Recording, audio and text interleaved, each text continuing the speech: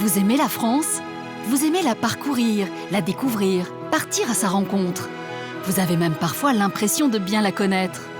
Nous avons tous une petite plage, une petite crique, une clairière, un hameau ou un chemin qui n'appartient qu'à nous, loin des sentiers battus, et que nous ne voulons partager qu'avec ceux que nous aimons. C'est cette France-là que nous voulons vous faire découvrir à travers 100 lieux qu'il faut absolument voir dans votre vie.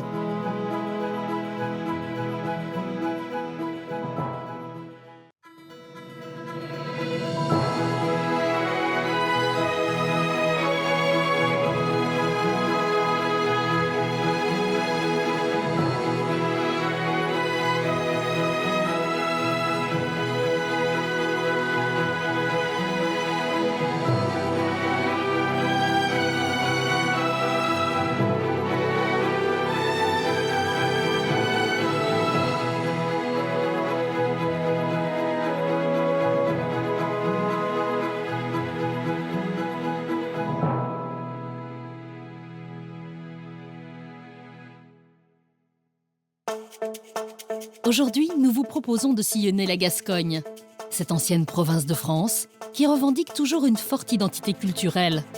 Ici, les habitants sont fiers de leur terroir, de leurs traditions et de leur histoire.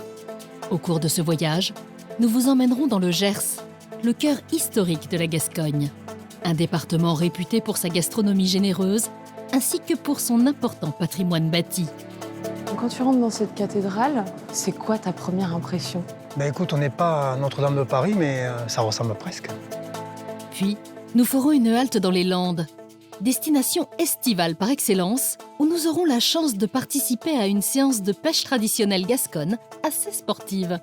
Là, c'est quand même assez stressant parce qu'on voit qu'il faut être assez rapide. Ah, il faut pas se louper dans la manœuvre. Pour finir, nous vous emmènerons dans le Béarn, aux portes des Pyrénées, à la découverte de sites naturels exceptionnels. C'est quand même extraordinaire. Et y venir à cheval, c'est encore plus merveilleux, je trouve.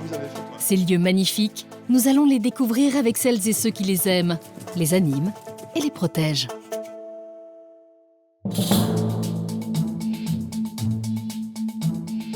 C'est par les splendides paysages vallonnés du Gers que nous commençons notre excursion en Gascogne. Département rural s'il en est, le Gers peut s'enorgueillir d'abriter quelques-uns des plus beaux villages de France, où le temps semble s'être arrêté, comme suspendu. Pour nous faire découvrir les charmes de cette campagne authentique, nous avons fait appel à Bruno, un géographe qui adore s'évader à bicyclette pour admirer les somptueux panoramas gascons. Selon lui, l'une des pépites absolument incontournables de la région, c'est la cité fortifiée de la Vardens.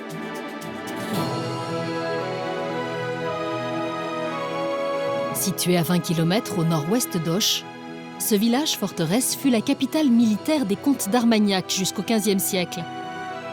Ces vieilles pierres n'ont pratiquement plus aucun secret pour Marie Sabrina, guide conférencière dans le département depuis 10 ans.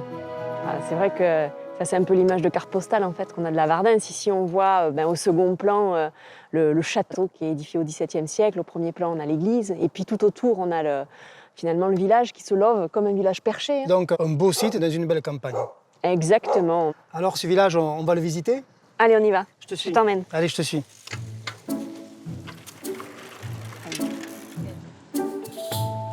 La Vardens est un parfait exemple des castelnaux du sud-ouest. Ces villages caractéristiques adossés à un puissant castel, autrement dit, au château du seigneur. Au Moyen-Âge, celui de la Vardens était rattaché au duché de Gascogne. On y trouve encore plusieurs vestiges de cette époque. Donc là, nous sommes sur le haut de la colline, il y a un petit plateau, et puis en fait, c'est un village perché. Exactement, un village perché et fortifié. Et là, on est en train de longer les remparts, en fait.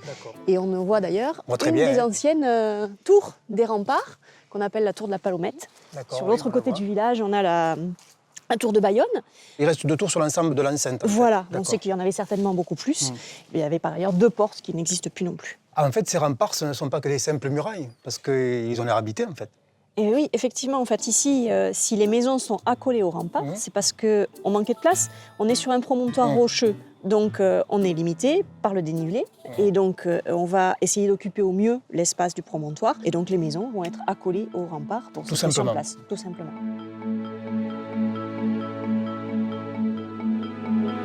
La pièce maîtresse de tout Castelnau qui se respecte, c'est donc l'imposant château qui le domine.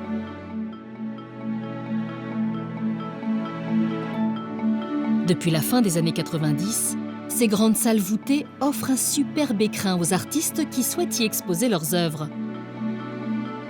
Mais plus encore que les somptueuses pièces qu'il abrite, ce que les visiteurs admirent par-dessus tout dans ce château, c'est son impressionnante terrasse. Nous voilà arrivés sur le belvédère. Regarde cette belle campagne. Effectivement, on a vraiment un panorama extraordinaire avec une belle lumière. Alors ici, on est au sommet du château du XVIIe siècle, en fait, puisqu'il y avait un premier château médiéval, à l'époque où c'était une place forte. L'enjeu, c'était d'être au sommet d'un promontoire rocheux. L'idée, c'était d'être en hauteur, donc de pouvoir surveiller tout ce qui venait d'alentour. Au XVe siècle, un terrible siège laisse cette forteresse à l'état de ruine. Ce n'est que 200 ans plus tard que le maréchal Antoine de Roquelaure entreprend la construction d'un nouveau château sur les anciennes fondations. Et puis au XVIIe, on n'est plus du tout dans le même contexte. L'idée, c'est de faire aussi une demeure d'agrément. Donc l'architecture va être différente, mais on continue à utiliser cet espace qui est le plus haut du village et qui permet à la fois d'imposer le château et donc la présence du seigneur dans le paysage et de profiter de la campagne. Et cette belle vue, les visiteurs peuvent en profiter aussi? Oui, tout à fait. Cet espace est accessible au public. Il suffit d'avoir le courage de grimper les escaliers pour venir profiter de ce panorama sur la campagne gasconne. Comme le prouve cette vue depuis le castel de la Vardens, le Gers mérite largement sa réputation de carte postale de la campagne gasconne. Depuis le XVIIIe siècle, il est d'ailleurs considéré comme le département le plus rural de France. Et pour savoir à quoi ressemblait une authentique ferme gasconne du siècle dernier, Bruno nous recommande d'aller jeter un œil à celle de Marie-Christine, située dans la campagne de Béthou. Bon, Marie-Christine. Eh bonjour Bruno, comment ça va? Dis donc, je suis contente de te revoir. Je vous avais promis que je viendrais. J'avais promis. Bien. Bon. On va visiter la ferme et se mettre au chaud. Allez. Zou. Cette ferme du XVIIIe siècle est restée dans un état de conservation exceptionnel. Ouverte au public, elle permet de mieux comprendre les conditions de vie spartiates des paysans gascons d'autrefois. Alors on est ici dans la pièce principale de la maison, mais qui servait à tout. Allez. Donc, pièce commune. Pièce de vie pour tout. Voilà. Alors tu vois, on chauffait dans cette pièce, on laissait les portes ouvertes, ça chauffait toute la maison. C'était bien conçu, les maisons gasconnes. Et toi, Marie-Christine, avec ton mari, vous avez vécu dans une maison similaire à celle-ci. Exactement. On était du village voisin avec Daniel, mon mari, et on a vécu dans ce type de maison, et même peut-être un petit peu moins bien, puisque ma chambre était en terre battue. Le sol de la chambre était en terre battue, ce qui était aussi courant autrefois. Donc, c'est pas si ancien que ça, ce mode de vie. Hein. C'est notre génération. On avait un mode de vie rudimentaire, mais on n'était pas malheureux pour autant. Alors, la maison, c'est une chose, mais il ne faut pas oublier que lorsqu'on est paysan, la maison, autour, il y a l'exploitation, puis il y a surtout le jardin. Le jardin nourricier. Nourricier. Et nous sommes partis sur un autre projet qu'on va aller voir maintenant. Et tout est parti d'une petite graine, donc, comme dans le jardin nourricier. Allez, je te suis. Allez, on y va. Si les murs de la ferme ont conservé leur charme d'antan, le terrain qui l'entoure a été entièrement remodelé par Marie-Christine et son mari, Daniel. Lorsqu'ils achètent la propriété en 1980, ils ont alors un rêve complètement fou. Créer une étonnante palmeraie exotique en plein cœur de leur Gers rural. Et aussi incroyable que cela puisse paraître, comme Marie-Christine vient de nous le confier, tout est donc parti d'une simple petite graine. Tiens, Daniel est là. Et Daniel. Oula, tu es bien au perché. Ah, Ben oui, comme tu vois, c'est les vendanges. Le nettoyage un petit peu pour l'esthétique, comme un petit peu toute l'année d'ailleurs. Hein.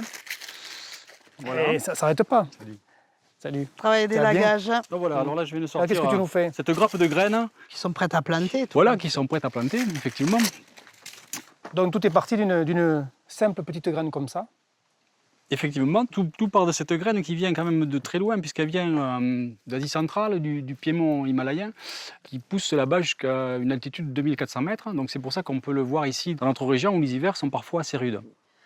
Pour ne rien te cacher, on nous a un peu pris pour des dingues au départ. Parce que planter des palmiers de façon aussi intense dans notre région, il y a 40 ans, c'était quand même que de grands originaux qui pouvaient faire ça. À force de patience et de passion, Marie-Christine et Daniel ont fait pousser des centaines de variétés de palmiers sur leur terrain de 8 hectares. Des palmiers, mais pas seulement. C'est à une spectaculaire oasis de verdure unique en Gascogne que le couple a donné naissance. Un travail colossal, récompensé en 2006, lorsque le parc est officiellement classé Jardin remarquable. Mais ici, ce qui intéresse particulièrement notre géographe Bruno, c'est ce qui se trouve dissimulé sous les palmiers. Alors regarde ces trésors qu'on a découverts Tiens, ici, voilà. dans ce site. La plage, le sable et puis des huîtres. Alors ça, c'est quand même extraordinaire. Ça paraît tout bête, ces cailloux, mais enfin, ça date de près de 17 millions d'années. 17 millions Oui. d'années. Donc, on ne parle pas de coquillages, on parle de fossiles. Oui, c'est des fossiles, c'est des coquilles d'huîtres fossilisées. Fossilisés. C'est l'époque où l'océan est revenu baigner la Gascogne. Alors pas toute la Gascogne, jusqu'ici en bas Armagnac, et puis une partie du Béarn aussi. Si j'avais su, j'aurais amené mon couteau à huître, mais... Ah, quand même, pas ça aurait pu prévu. être utile. On aurait pu essayer. Tu vois, mais celle-ci, elle a déjà été mangée. Par Ok. les dinosaures. Par les dinosaures, oh, il n'y en avait plus. Ah, il y en Il n'y en avait avait plus. plus. D'accord. Bruno est aussi à l'aise avec les fossiles millénaires du jardin de Marie-Christine qu'avec les pierres centenaires qui font toute la splendeur de l'architecture gersoise. Et selon lui, c'est à Auch, l'ancienne capitale de la Gascogne, que se trouve l'un des plus somptueux édifices de l'histoire de cette région. Achevée à la fin du XVIIe siècle, la cathédrale Sainte-Marie est l'un des derniers monuments gothiques construits en France. Elsa, guide conférencière à Auch, en connaît l'histoire sur le bout des doigts.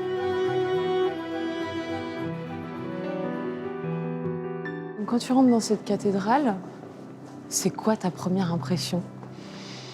Ben écoute, on n'est pas à Notre-Dame de Paris, mais ça ressemble presque. Ouais, il y a un peu de ça, t'as raison. C'est parce la que- magnificence, ça n'impose. Exactement. C'est une cathédrale gothique et Renaissance. Hein. C'est une cathédrale, on a mis 200 ans à la construire, donc il y a les deux. Donc on va retrouver ici cette nef complètement gothique, qui s'élève très haut dans le ciel, qui laisse rentrer la lumière. Et puis il y a un mobilier de style baroque. Mais ça tranche complètement avec cette architecture gothique qui est assez prégnante dans l'ensemble de l'édifice. Ça, c'est parce qu'elle a été construite dans le temps, donc elle a finalement, la construction a traversé plusieurs époques, et donc on va retrouver plusieurs styles. Exactement. Le contraste entre les styles gothique et Renaissance se remarque notamment sur les 18 vitraux impressionnants de réalisme datés du XVIe siècle. On les doit à un maître verrier au talent exceptionnel, Arnaud de Molle.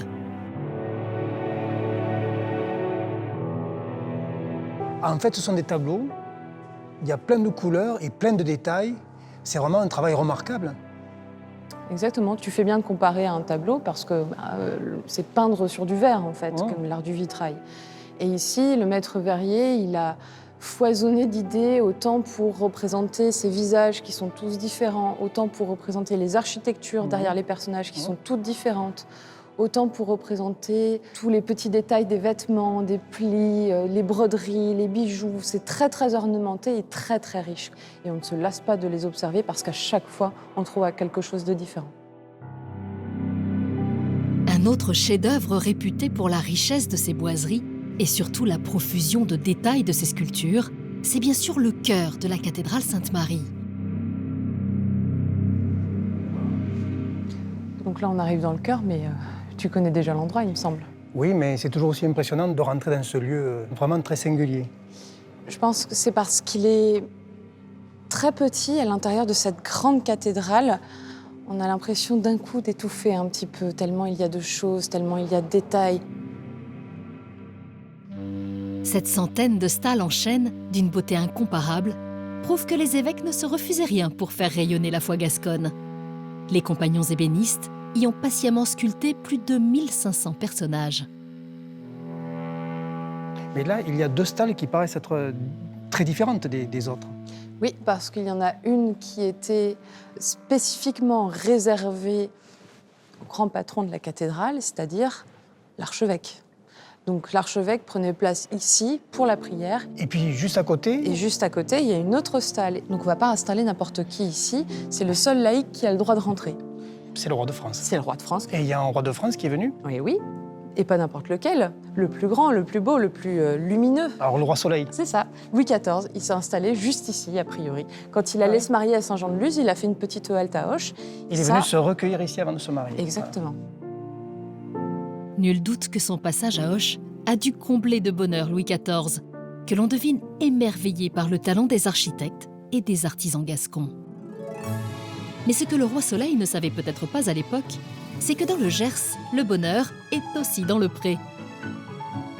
Si l'oie ou le canard sont quasiment devenus les totems du département, il existe pourtant une autre volaille oubliée du grand public, la poule gasconne, à l'origine de l'un des plats les plus célèbres de France, la fameuse poule au pot d'Henri IV. Alors qu'elle avait presque disparu dans les années 50, victime de la concurrence des autres races, cette jolie poule noire n'a dû son salut qu'à une poignée d'éleveurs et de restaurateurs passionnés. L'un d'entre eux travaille à Villecontal-sur-Arros, au sein de cet établissement gastronomique. Philippe est un chef de talent. Grâce à lui, Bruno va avoir la chance de cuisiner cette précieuse volaille réputée pour la finesse et l'abondance de sa chair. Donc une poule gasconne au menu aujourd'hui. Ouais, poule gasconne au menu. On n'est pas parti aujourd'hui sur une recette savante. C'est pas le but de la manœuvre aujourd'hui. Aujourd'hui, c'est de rester sur le produit, tu vois. C'est la qualité du produit et le goût. La qualité, le goût du produit. On va se permettre de la mettre dans une croûte de pain et on va la faire cuire dans du pain. Donc une recette sans chichi avec des produits quasiment de tous les jours. Ouais, voilà. Quelques champignons, des chanterelles, quelques pommes de terre que tu couperas tout à l'heure. On fera un petit gratin. Voilà. Des produits en fait très simples de tous les jours, mais quand même exceptionnels, quoi. Oui, parce qu'il y a quand même de la poule gasconne. Oui, oui. Allez, il est temps de se mettre au travail. Tandis que Bruno est à la découpe des pommes de terre, Philippe prépare une pâte à pain classique, composée de farine, d'eau, de levure et d'une pincée de sel.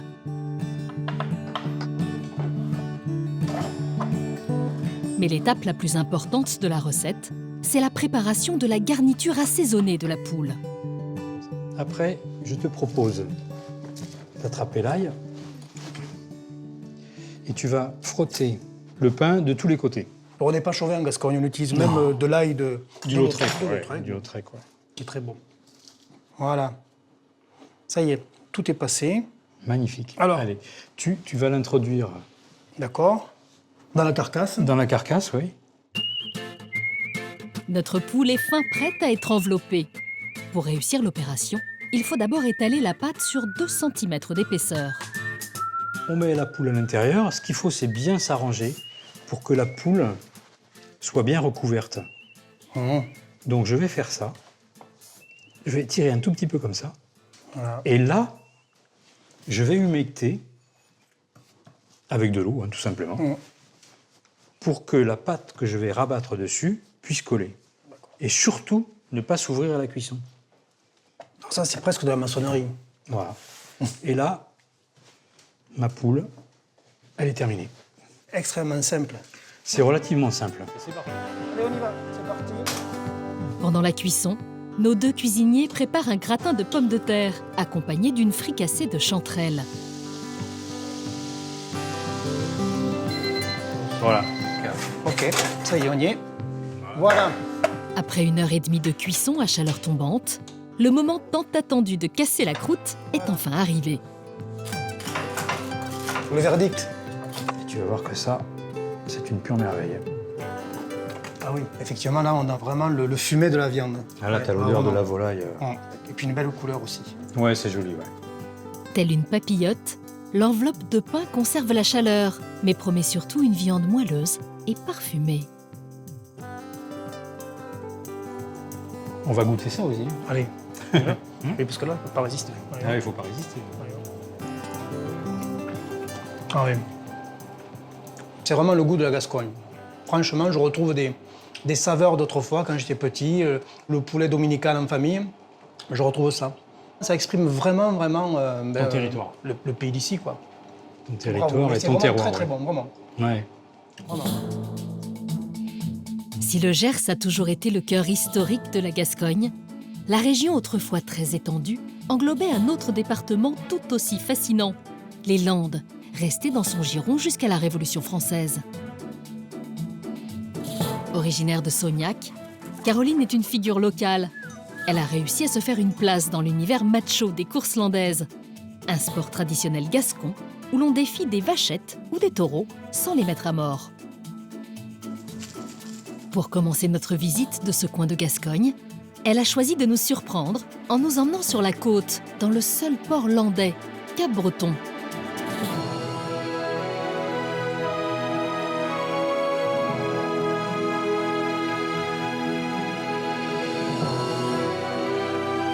C'est ici, au cœur de la marina, que Jacques et ses copains de l'association de la pinasse cap-bretonnaise nous attendent.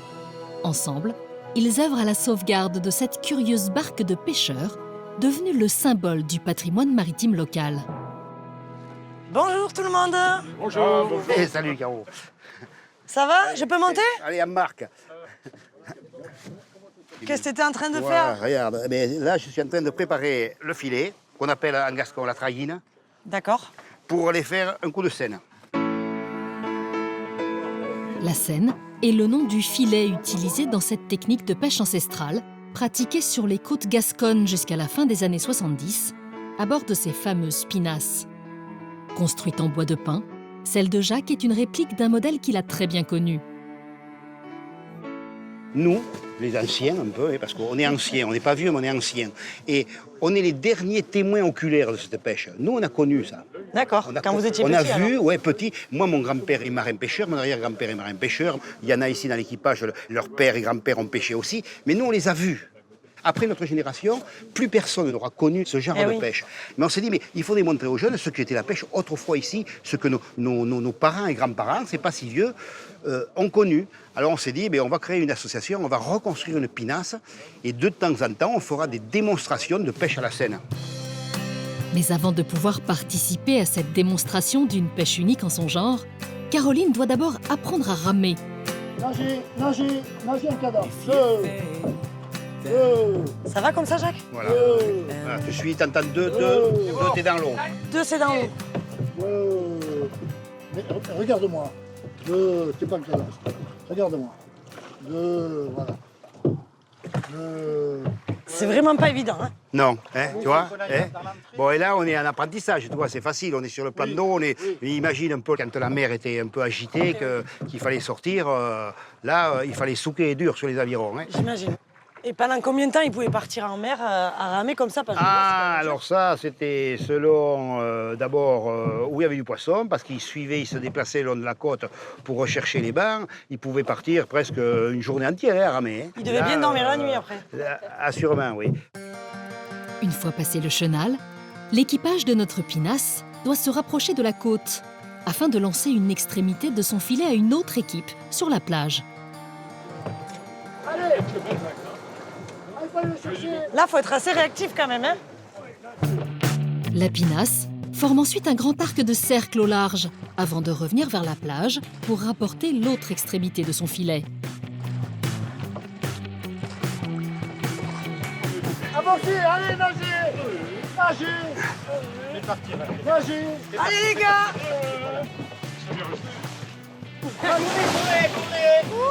Tournez vite. Là, rivière. Là, on va la lever maintenant. Ouais. Allez. Tourne un peu, Lucien, tourne. Là, allez maintenant, allez haut. C'est sportif quand même, hein? La dernière étape, le halage du filet, est encore plus difficile. Un geste très technique réalisé à la seule force des bras. Et voilà, le but, c'est de ramener Tout le filet sur la tout plage. le filet à la plage.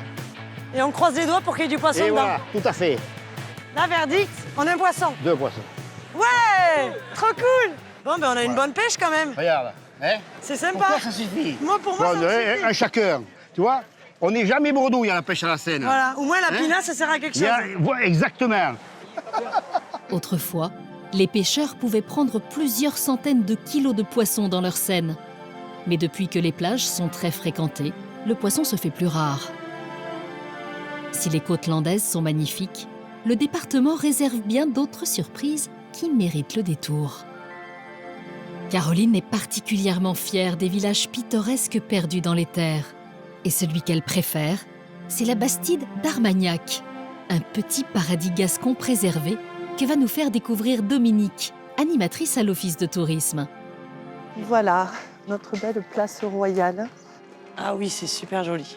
C'est beau, c'est très authentique, c'est vraiment une place exceptionnellement bien conservée, je dirais, puisqu'elle a plus de 700 ans. Et c'est vrai que c'est un joyau vraiment des Landes, hein, de toute façon. Voilà, une place qui a gardé toute son authenticité, une diversité de façades extraordinaire, les passages couverts partout. Vraiment un très très bel endroit. Au Moyen-Âge, les bastides gasconnes comme celle-ci favorisaient les échanges commerciaux en assurant la sécurité des habitants. Donc ici, on est au cœur du village de la Bastide? Oui, nous sommes vraiment au cœur. Tout se passait ici, le marché évidemment, un très très grand marché jusque dans les années 50. Nous avons même eu de très belles courses landaises sur cette place. J'imagine bien, oui, qu'il devait y avoir de l'ambiance au moment des courses landaises. D'ailleurs, moi, je me verrais bien au milieu de la Bastide refaire des courses landaises. Avec plaisir, Caroline, je vais en parler. Caroline ne le sait pas, mais elle est loin d'être la seule à être tombée sous le charme de ce village où elle aimerait tant animer une course landaise. D'autres avant elle ont ressenti le même coup de foudre, notamment dans cette jolie maison. Ici, nous sommes devant la maison la plus célèbre de la place et qui est très belle aussi hein, par son architecture un petit peu particulière avec les briquettes entre colombages. Mais donc, elle est très célèbre surtout parce qu'elle a accueilli un personnage très important qui était notre futur Henri IV, roi de France. Et donc, Henri de Navarre est venu plusieurs fois dans cette maison. Et lorsqu'il est devenu roi de France, il aurait fait venir des architectes de Paris pour lever le plan de la place, effectivement, pour faire la même à Paris qui existe, puisque c'est la place des Vosges. Et c'est vrai que quand on rentre sur la place des Vosges, on a l'impression de rentrer, en tout cas, sur une place de Bastide. Ouais, elle attire le regard, voilà. C'est vrai qu'on est subjugué devant. C'est ce qui s'est passé avec Henri de Navarre. Voilà, Subjugué la même réaction. par cette maison. À la périphérie de la Bastide se trouve une petite chapelle dont Caroline ignorait l'existence lorsqu'elle est venue ici pour la première fois. Si notre sportive de haut niveau avait su ce qu'elle abritait, elle ne serait certainement pas passée à côté. Je te fais rentrer dans un endroit extrêmement insolite de la Bastide Armagnac, qui est le sanctuaire national du cyclisme. Et là, tu peux le voir, les maillots de tous les champions quasiment de vélo depuis des décennies. D'ailleurs, c'est sanctuaire national, hein, c'est unique en France, voilà. Ah oui, c'est très particulier, oui. Ouais. Là, chaque maillot appartient donc à quelqu'un? Voilà, appartenait à un champion cycliste. Alors donc dans les connus, Anquetil, Contador, Alberto Contador, Andy Schleck. En fait, c'est international. Oui, des grands coureurs des grands coureurs qui ont chacun avec plaisir offert leur maillot. Voilà, on a vraiment un panel extraordinaire. Nous avions les maillots de professionnels dans la petite entrée. Et ici, par contre, ce sont des maillots de gens plus anonymes qui se font un honneur d'offrir leur maillot à la chapelle des cyclistes. Donc, si tu pratiques le vélo, moi, si tu as un petit maillot, tu peux amener ton maillot, il n'y a pas de problème. Il sera mis en place. Alors, je ne peux pas te dire quand, parce que ici, il y en a pour l'instant presque 800.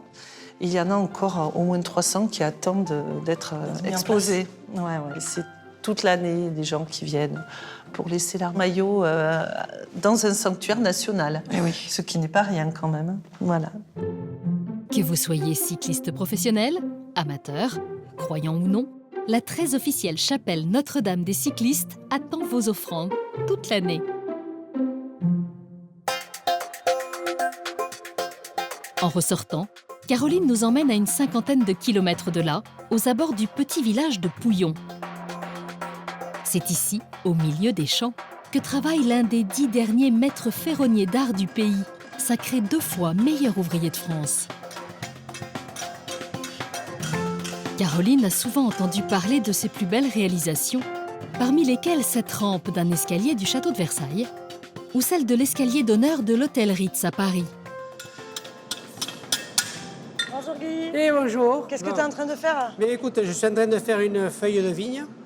C'est pour une grille, pour le patrimoine. C'est pour un château dans le Saint-Émilionnais. Ah oui, d'accord. Voilà. Ça fait combien de temps que tu fais ce travail-là? Mais écoute, le 16 octobre prochain, ça va faire 57 ans. Et j'ai eu une chance extraordinaire tout au long de ma vie professionnelle de faire ce métier avec une très grande passion. Mais je regrette une chose, c'est de ne pas avoir 30 ans de moins et connaître ce que je sais aujourd'hui. Forcément, c'est sûr. Si Guy est toujours là après 50 ans de passion, c'est pour transmettre son flambeau. C'est ce qui plaît à notre sportive, elle-même très attachée à la sauvegarde des traditions gasconnes. Et ce flambeau, c'est Julien, ancien apprenti, qui l'a repris. Avec lui, Caroline va apprendre à battre le fer tant qu'il est encore chaud. Alors moi j'ai su que tu étais dans le Kickstarter, dans les courses hollandaises. Alors je te propose qu'on fasse une tête de taureau. Donc avant de commencer, je te donne un tablier de forgeron. Ah, super.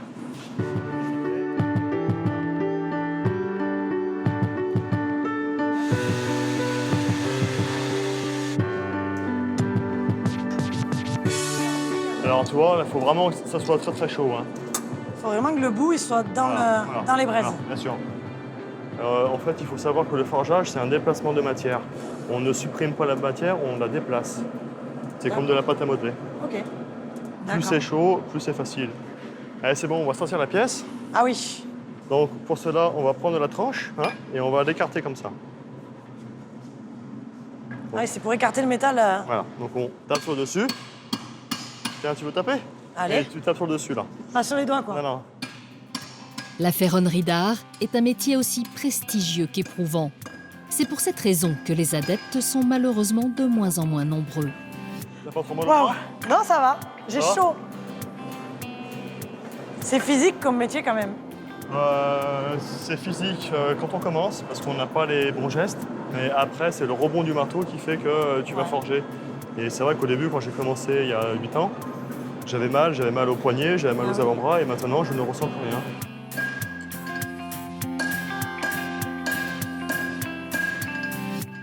Là, tu veux taper? Vas-y, là, tu peux finir.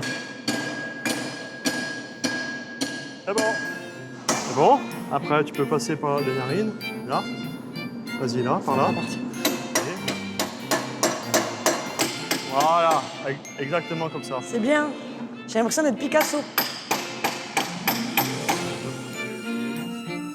Et s'il est une chose qu'un artiste se doit de ne jamais oublier, c'est d'apposer sa signature sur son œuvre.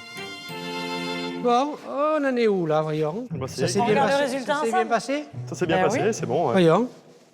Ouh, en effet. Oh, mais c'est bien. Oui. Vous allez pouvoir l'embaucher. Ah oui. Hein? Bon, on va Ah oui, faire un stage. Elle a du caractère. Elle est un peu comme toi. Elle est comme moi, elle est à mon image. Tu as du caractère, toi aussi. Voilà. Voilà. Je le garderai précieusement. Merci beaucoup. Comme toutes les activités physiques, le travail de la ferronnerie d'art donne faim. Et ça tombe bien. Caroline voudrait maintenant nous faire partager sa recette maison de la daube gasconne.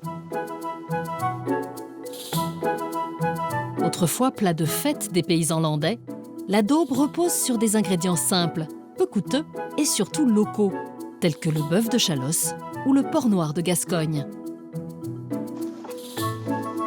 Mais ici, chaque famille a ses astuces pour personnaliser ce plat traditionnel, comme Annie, la mère de Caroline, va nous le démontrer.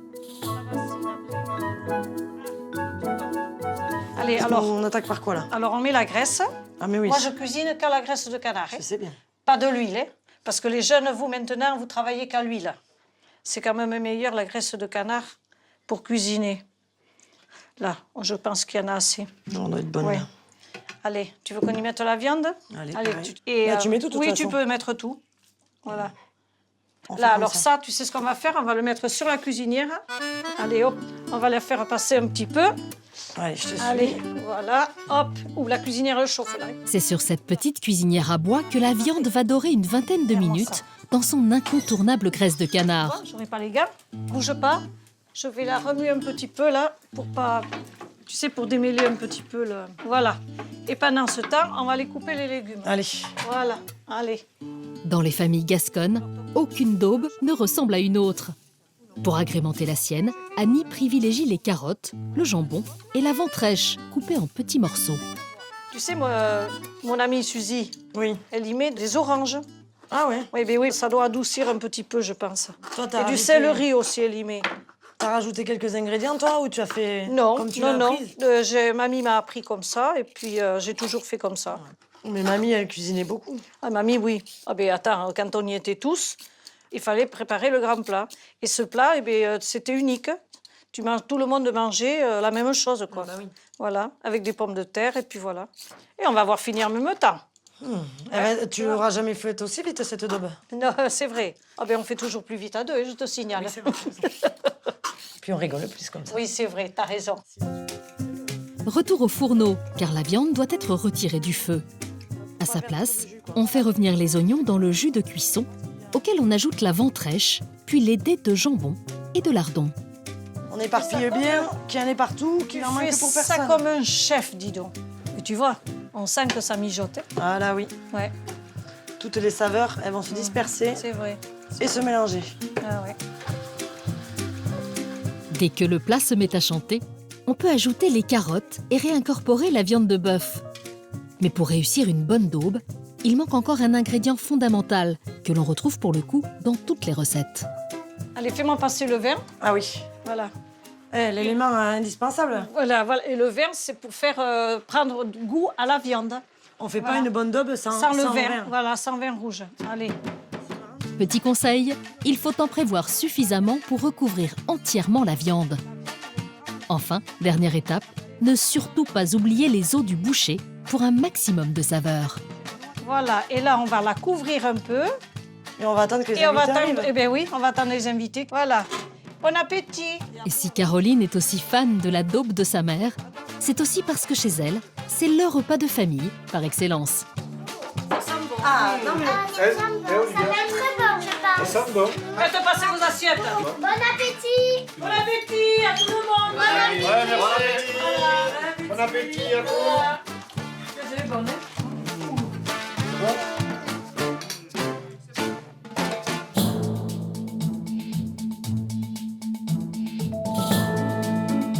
Après les vallons du Gers et le littoral des Landes, cette promenade en Gascogne nous emmène un peu plus au sud, à la découverte du Béarn, aux portes des Pyrénées-Atlantiques.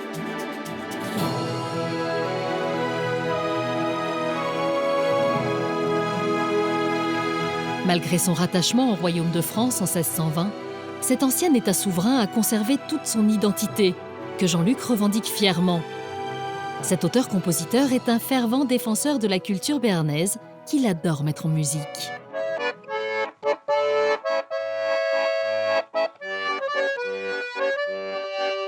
Fils de berger, Jean-Luc tenait absolument à nous faire découvrir son Béarn, en commençant naturellement par les montagnes majestueuses qui l'ont vu grandir. Jean-Luc est un enfant du plateau du Bénou, perché à 900 mètres d'altitude. C'est ici que son copain René aime randonner à cheval, la meilleure façon de parcourir cette splendide vallée. Tu es en forme, est-ce que tu es capable de... On va faire quand même un petit voyage. Hein? Oui, mais pas de problème. Ça marche? Allez, on y va. Ok, moi je prends quel jument? Alors tu prends un quick là, Ouais. Voilà. Normalement il va bien, il n'y a pas de problème. Bon. Ok? Allez. On va attaquer le plateau de suite. Oui. Hein? Partout, des pâturages cerclés de forêts à perte de vue. Jean-Luc et René sont à la fois conscients et fiers d'avoir grandi dans l'un des plus fantastiques terrains de jeu de France. C'est quand même beau ici. Hein? Ouais. C'est bon, hein, cette année la montagne, il y a de l'herbe. Hein? Il y a de l'herbe. Ouais. C'est pas mal. Hein? Il y a pas mal de vaches ici quand même. Hein? Parce que toi, chez toi, il y avait des vaches chez toi quand tu étais jeune. Ouais, il y en avait une quinzaine. Ouais. Une quinzaine de vaches. Ouais. C'était magnifique. Chez moi, il y en avait une ou deux avec des grandes cornes, mais elles y étaient encore. Quoi. C'est la vraie race, l'ancienne. Ouais, qui a un peu disparu aujourd'hui, quoi. Tout à fait. Hein. Cette vache, dont nos deux cavaliers parlent avec nostalgie, c'est la béarnaise. Une race indissociable de l'histoire de ce petit pays, au point de figurer sur son blason depuis le Moyen-Âge. Pourtant, elle a bien failli disparaître dans les années 60, détrônée par la blonde d'Aquitaine. Sans l'intervention de quelques éleveurs déterminés à sauver cet emblème de la culture béarnaise, elle aurait disparu. Mais c'est pas Joseph là-bas? Ouais. Ah, tiens, ouais. Joseph est éleveur depuis 25 ans. C'est lui le propriétaire de ce troupeau de béarnaises. Allez, Joseph. À des chattes. En forme? Très bien, ouais. Vous aussi? Qu'est-ce qu'elles sont belles, ces vaches. Et ces cornes, là, c'est vraiment la particularité de la vache béarnaise, quoi. Ouais, tout à fait, super joli. Ça fait des têtes vraiment majestueuses. Ouais. C'est très beau. L'effectif aujourd'hui, là, il est de combien? 300, 400 vaches? Non, il est entre 250 et 300 aujourd'hui. Ah ouais, c'est très peu. On est parti de 60 et on est remonté à 300 parce que dans les années 80, il n'y en avait plus qu'une soixantaine. Parce que c'est quand même une vache très adaptée à la montagne. Oui, c'est une vache qui est capable d'utiliser les parcours très pentus. Et du coup, pour l'entretien de l'espace et le maintien des paysages ouverts, je crois que c'est une vache importante. Ça fait partie du patrimoine. Oui, tout à fait. C'est une vache qui a une histoire avec ce territoire, donc qui est complètement adaptée et elle fait complètement partie de la culture. Ici, les éleveurs comme Joseph sont les héritiers d'une tradition qui remonte à la nuit des temps. Car les premières traces d'élevage retrouvées dans la vallée auraient plus de 7000 ans.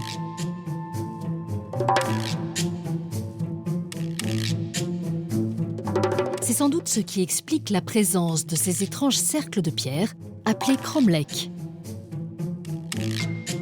On en recense 33 sur le plateau. Ils font le bonheur du groupe archéologique des Pyrénées-Occidentales, auquel appartient Gérard. Et alors ces cercles de pierre, c'est quoi en fait? Ce sont des sépultures. C'est-à-dire que ces cercles ont été mis en place, mais vraiment uniquement pour recevoir les cendres des morts. Alors ce qui est formidable, c'est qu'après, ça se végétalisait très vite. Oui. Ce qui fait que les animaux revenaient, ils venaient se nourrir de cette herbe qui poussait un petit peu sur les cendres des morts. Et c'est le cycle de la vie qui recontinue d'une certaine façon. Donc vraiment, ils cherchaient ces endroits où, vraiment pour les morts, vraiment une grande paix, une grande sérénité. Et quand même ici, quand on regarde ce qu'on a ici derrière, c'est magnifique. C'est quand même extraordinaire. On est dans un endroit, quand on voit ça, on se dit que c'est un site vraiment où il faut y venir. Et y venir à cheval, c'est encore plus merveilleux, je trouve. Comme vous avez fait tout à l'heure, oui. Tout à fait. Difficile, devant un décor aussi grandiose, de se résoudre à quitter les montagnes de Jean-Luc pour redescendre dans la plaine. C'est pourtant là-bas que nous attend notre prochaine étape. Car les pâturages vert tendre du Béarn ne sont pas la seule richesse naturelle de ce petit pays jadis indépendant. L'autre trésor local, c'est l'or blanc de Saly de Béarn. Selon une légende qui remonte au Moyen-Âge, la source salée de ce village aurait été découverte au cours d'une banale chasse au sanglier. Une histoire que Bernard, un Salésien pur souche, tient pour absolument authentique. Voilà Jean-Luc, on rentre dans ce qui a été l'origine de cette ville. Alors c'est quoi ça? On est où exactement? Notre sanglier. Un sanglier qui, chassé par des seigneurs, est venu mourir ici dans un marigot infâme et qui, découvert 2-3 jours après par les seigneurs, couvert de sel. Ah oui, j'avais entendu cette histoire. A fait naître cette légende et a fait naître la ville. Et ce brave sanglier, avant de mourir, il a levé la tête et il a prononcé ces mots magiques. « Seyuni Rimour, Arès ni Bibéré. Si je n'y étais pas mort, personne n'y vivrait. » Alors du coup, tout est parti d'un sanglier. Eh oui, c'est grâce à notre sanglier, grâce à lui, que finalement la ville s'est construite. C'est ce qui explique qu'il y a 400 ans, le centre de Saly de Béarn n'était qu'une immense piscine d'eau salée à ciel ouvert. Cette source fut exploitée par d'innombrables petits récoltants jusqu'en 1840, date à laquelle une loi imposa une production en usine.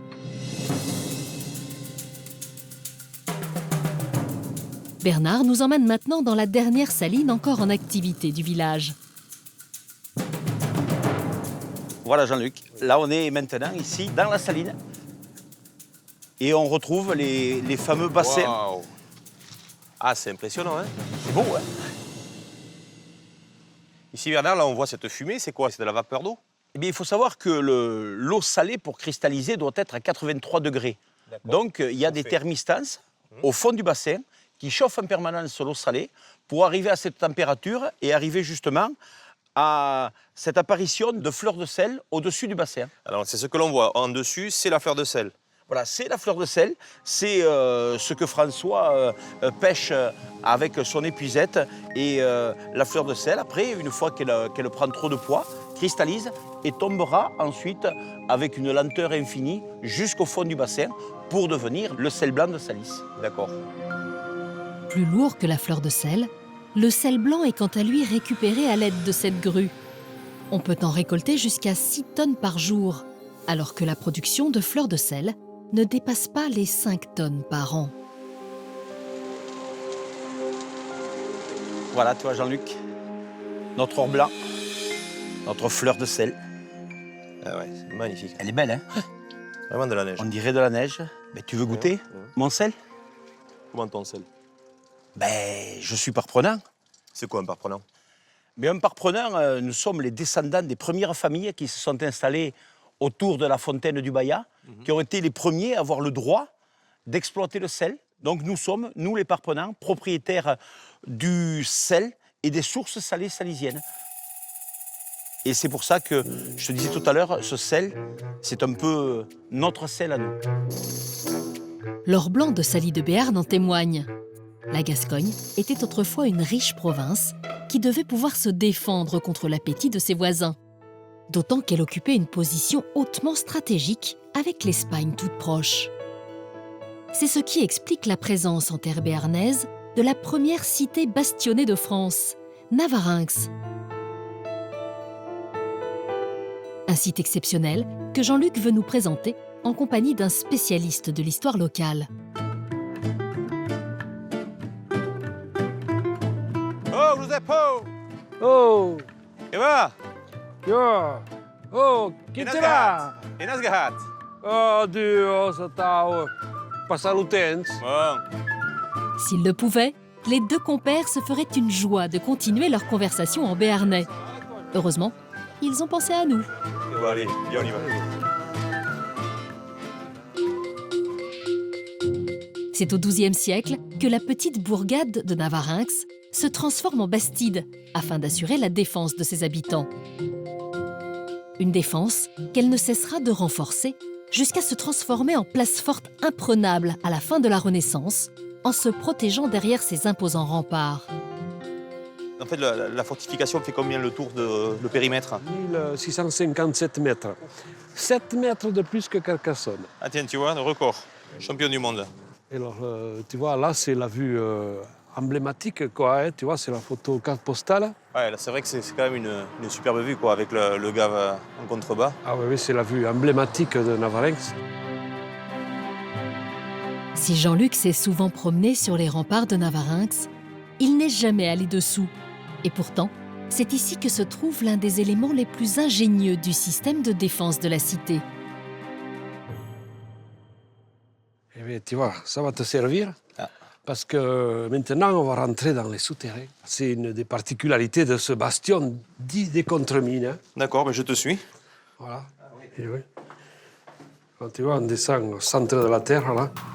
Ah, tu oui. vois, comme dans Jules Verne. C'est ça. Oui, au centre de la terre. Il y a des serpents par ici, Joseph?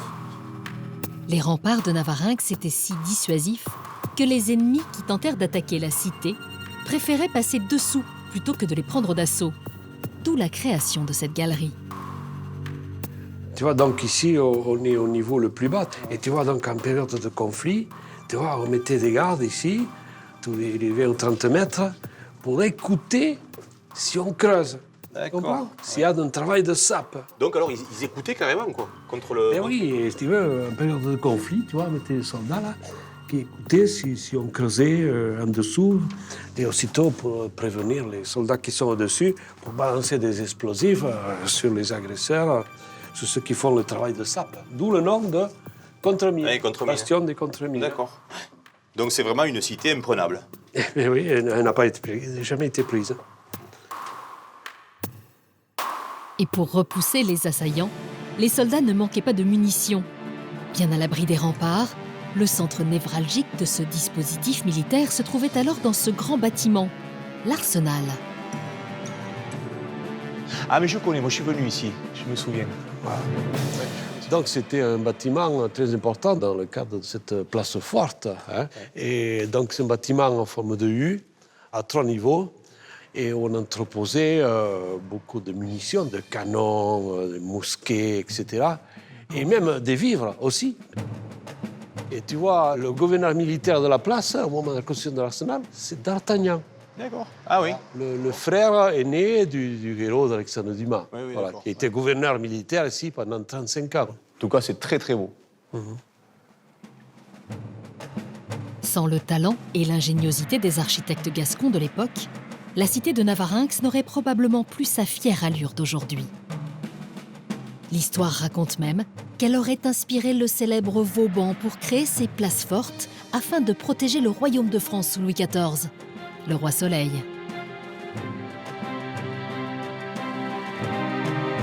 Du Gers aux Landes, en passant par les splendides vallées du Béarn, la Gascogne a bien des richesses à partager. Mais avant de nous dire adieu, comme on dit ici, Jean-Luc nous a réservé une dernière surprise. Un petit chant gascon offert par son groupe, rien que pour vous. La montagna che m'arriva capara plano tresche mbasciats cum blusou iesanavon da blues motus cansus de terra